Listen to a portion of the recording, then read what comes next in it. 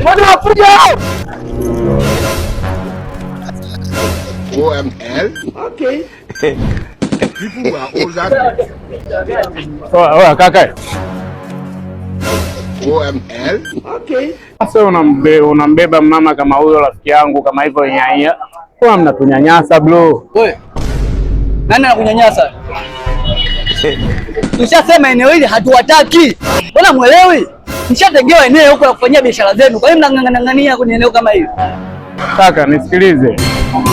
Ujue kuna vitu vingine wewe mwanaume. Hizi haso tunazopitia sisi wewe unazijua. Wewe unataka kutuondoa sisi hapa unasema sijui nini. Si unatupeleka wapi? Sikiliza, mimi mwenzako kubishabishana mtu muda wote kama wewe nani siwezi. Si unanielewa, sishindu mimi ukuchukua wewe, kumchukua umama na biashara vyenu vitakataka vyenu mkapeleka wote kituoni.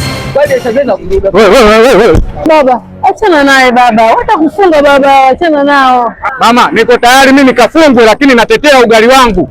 Huyu anachokifanya anaingilia riziki yangu. Poa bro, nielewe mimi ninachokuelekeza nini. Wewe kijana ujue, usijizime data ukajiona kama wewe maisha umemaliza. Elewa kazi yako lakini uelewe na utu pia. Bro, wewe unataka kunitoa hapa sehemu yangu ya kufanyia biashara. Unanipeleka wapi?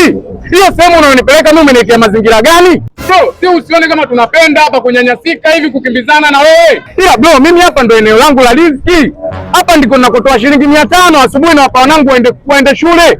Hapa ndo natoa shilingi 15,000 kwa mwezi nalipa kodi. Kwa mimi naungua najua hapa bro. Mimi nachokipata nini wewe? Ila wewe nikibishana muda mrefu wewe utanipotezea muda. Wewe mama, ushapata mtetezi sasa wewe. Ila wewe nikikutekea familia yangu italala njaa. Mimi nakuzima kweli. Akweli sikuacha hivi. Shika hivi viazi kubariki. Na niuzie hivi viazi. Niuzie hivi viazi vishasi na nini? Niuzie sasa. Viazi. Unga. Wateja hawaji. Ndio shida tunaopata pia.